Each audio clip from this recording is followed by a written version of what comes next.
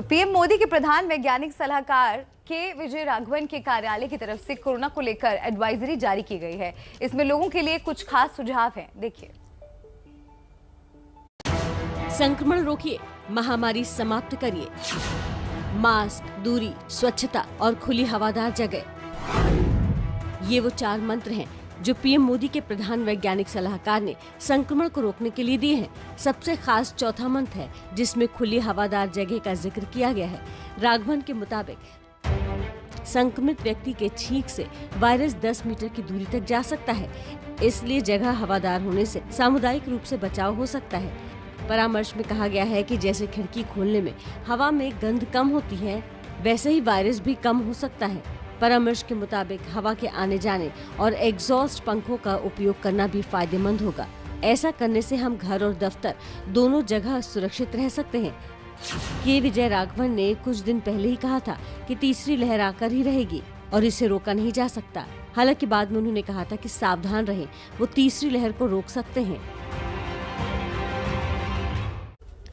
देखिए, कोरोना संक्रमण को लेकर बात हो रही तो ये जान लीजिए कि इसकी तीसरी लहर बच्चों के लिए ज्यादा खतरनाक बताई जा रही है, जिसको लेकर राष्ट्रीय बाल संरक्षण आयोग भी अब एक्टिव हो गया है।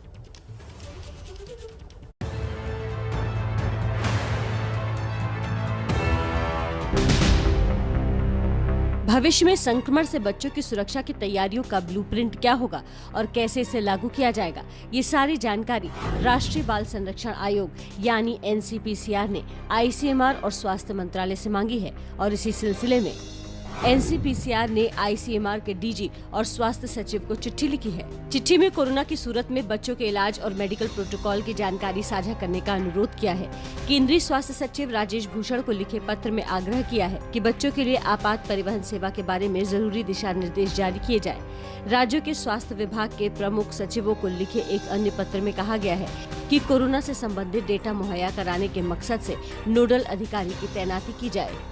हमने देखा पिछले दिनों कि पीएम केयर्स के माध्यम से भारत सरकार ने वेंटिलेटर्स भेजे, पर अनेकों राज्य सरकारें उनको इंस्टॉल नहीं कर पाई। कम से कम बच्चों के साथ इस तरीके की समस्या ना आए, इसलिए हम ये प्रिपरेशन कर रहे हैं। NCPCR की चिंता भी वाजिब है, क्योंकि दूसरी लहर में ही छोटे बच्चे संक्रमण का शिकार होने लगे हैं। उत्तराखंड में दूसरी लहर में 5000 बच्चे अब तक कोरोना से संक्रमित हो चुके हैं।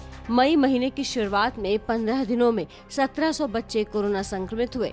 कर्नाटक में संक्रमित बच्चों की संख्या भी कई हजारों में है और 1 से 16 मई के बीच सिर्फ बेंगलुरु में 19,000 बच्चे संक्रमण की चपेट में आ चुके हैं। ये आंकड़े चिंता बढ़ाने वाले हैं और इसलिए जरूरी है कि हर माता पिता अभी से सावधान हो जाए।